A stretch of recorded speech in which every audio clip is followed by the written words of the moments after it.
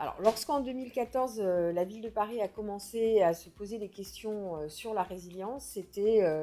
une ville pionnière puisque se posait déjà un certain nombre de questions au regard des crises qui avaient traversé la capitale. Ça nous a permis effectivement donc de travailler sur une stratégie de résilience qui portait sur 2014 et 2017, qui avait 35 actions, et ça a été la première stratégie de résilience de la ville, avec effectivement un certain nombre de projets qui sont devenus des projets phares de la mandature précédente et qui perdurent dans cette nouvelle mandature, avec notamment par exemple la création des cours Oasis et cette débitumisation du sol parisien pour permettre effectivement à l'eau de pouvoir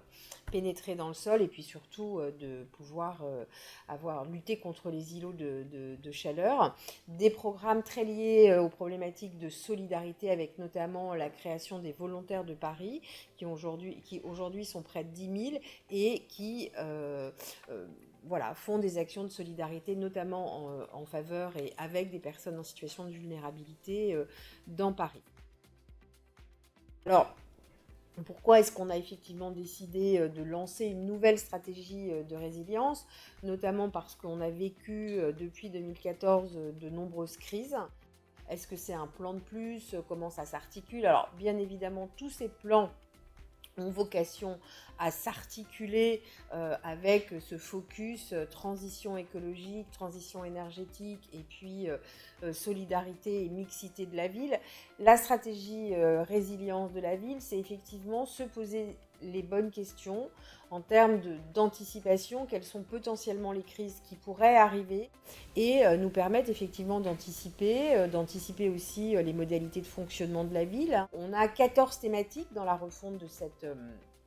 cette stratégie, qui vont des solidarités de proximité et comment on développe les solidarités de proximité. Des questions sur bien évidemment les problématiques environnementales, la canicule, les inondations, mais aussi les phénomènes de ruissellement, les cyberattaques, les pannes potentielles de réseaux, internet,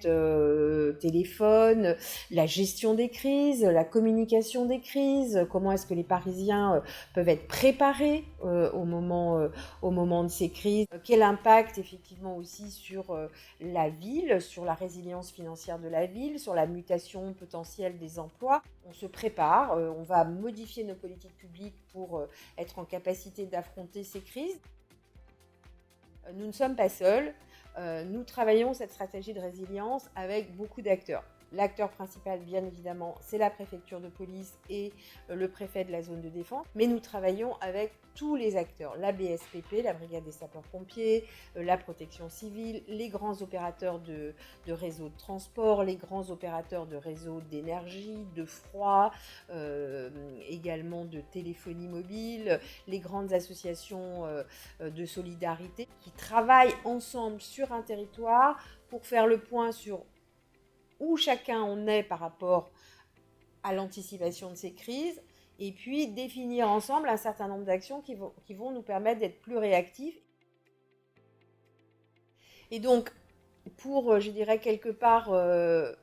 sensibiliser aussi les Parisiens à ces questions de crise, nous avons décidé, et la maire de Paris m'a demandé notamment de monter un exercice de crise en vrai, in situ. Alors, les exercices de crise, on en fait souvent, hein, mais dans nos salles de gestion de crise, c'est des exercices sur table. On va faire 2 exercices de crise, un dans le 13e arrondissement, un dans le 19e arrondissement, pour simuler un dôme de chaleur à 50 degrés, avec un scénario qui a été